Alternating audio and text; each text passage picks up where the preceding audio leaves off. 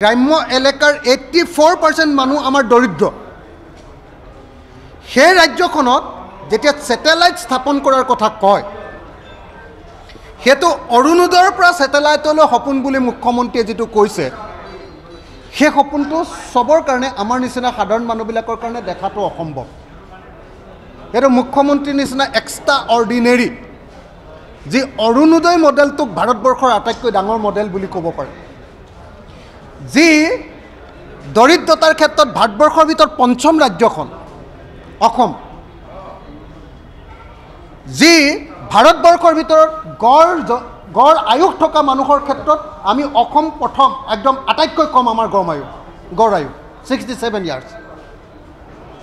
সেই ৰাজ্য অৰ্থাৎ আটাইতকৈ দৰিদ্ৰ ৰাজ্য এখনে ভাৰতবৰ্ষৰ সকলো ধনী দেশবিলাকক চেৰাই আমি আকাশত মহাকাশত মানে স্থাপন কৰিম, স্যাটেলাইট স্থাপন কৰিম, এই সপোন দেখিব পৰাটো হিমন্ত বিশ্ব শৰ্মাৰ নিচিনা মানে কি বুলি ক'ম, এক্সট্ৰা অৰ্ডিনেৰী, অসমীয়াত শব্দই নাই নেকি তেনেকুৱা মানে অদ্ভুত বা অদ্ভুত কিমাকাৰ বুলি যে এটা শব্দ আছে অসমীয়াত, তেনেকুৱা ধৰণৰ অদ্ভুত কিমাকাৰ মানুহ এজনেহে তেনেকুৱা সপোন দেখিব পাৰে। মই আকৌ ক'লোঁ, যিখন ৰাজ্যত ভাৰতৰ প্ৰধানমন্ত্ৰীৰ গৰীব কল্যাণ যোজনাত 68% মানুহ আছে আৰু ৰেচন খোৱা মানুহৰ সংখ্যাটো হ'ল 84%, যিখন ৰাজ্যত ভোট পাবৰ কাৰণে এজনো মানুহক বাদ নিদিয়াকৈ মানে চাহ শ্ৰমিকৰ পৰা একেবাৰে মহিলাগৰাকীলৈকে, তাৰপিছত একদম ছাত্ৰজনৰ পৰা একেবাৰে কবিতা লিখা মানুহজনলৈকে সকলোকে যাক ইণ্ডিভিজুৱেল বেনিফিচিয়াৰী স্কিমত টকা দিয়াৰ পলিচি আছে, সেই ৰাজ্যখনৰ মুখ্যমন্ত্ৰীজনে এনেকুৱা ধৰণৰ অদ্ভুত কিমাকাৰ কথা কোৱা কথাটো তেনেই স্বাভাৱিক বুলি মই ভাবোঁ। সেইকাৰণে মই ভাবোঁ যে মুখ্যমন্ত্ৰী ডাঙৰীয়া আচলতে এটা ডাঙৰ এটা বেমাৰ আছে। বেমাৰটো হ'ল তেওঁ ৰেকৰ্ড কৰিব লাগে। ৰেকৰ্ডটো কৰিবলৈ তেওঁ বিহুটো কৰিছিলে, বিহুটোত নহ'ল, কাৰণ বিহুটোত অকল অসমৰ ভিতৰতহে ৰেকৰ্ড হ'ল। তাতকৈ ডাঙৰ মানে আপোনাৰ ডান্স হৈ আছে, গতিকে বিহুটো অকল অসমৰ ভিতৰত ৰেকৰ্ড হ'ল। ঝুমুৰটো কৰিব খুজিছিলে, সেইটোও নহ'ল, বিশ্ব ৰেকৰ্ড নহ'ল। এতিয়া নতুনকৈ এটা বিশ্ব ৰেকৰ্ড কৰিবৰ কাৰণে চেষ্টা কৰিছে যে এখন ৰাজ্যৰ, ভাৰতবৰ্ষৰে অন্তত, যে প্ৰথমখন ৰাজ্য হ'ব য'ত ছেটেলাইট এটা হ'ব।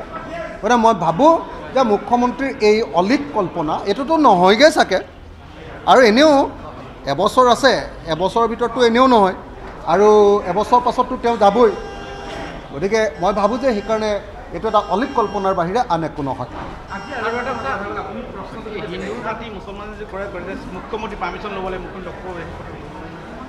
তাৰমানে এটা কথা ঠিক যে অসমৰ মুখ্যমন্ত্ৰীজনে যি কাম কৰে চব কামতে হিন্দু মুছলমান বা সাম্প্ৰদায়িক প্ৰশ্নটো লুকাই থাকে।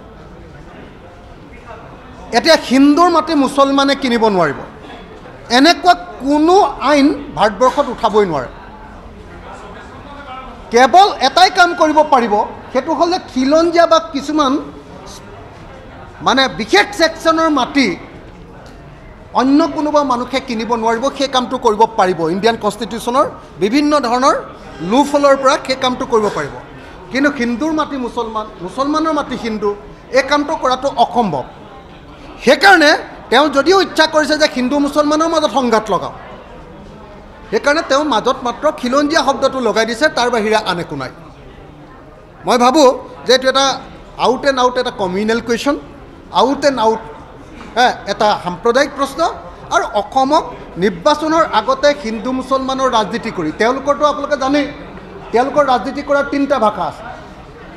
1 নম্বৰ ভাষাটো হ'ল হিন্দু মুছলমানৰ ভাষা, 2 নম্বৰ ভাষাটো হ'ল উগ্ৰ ৰাষ্ট্ৰীয়তাবাদৰ ভাষা, আৰু 3 নম্বৰ ভাষাটো হ'ল হিতাধিকাৰীৰ ভাষা।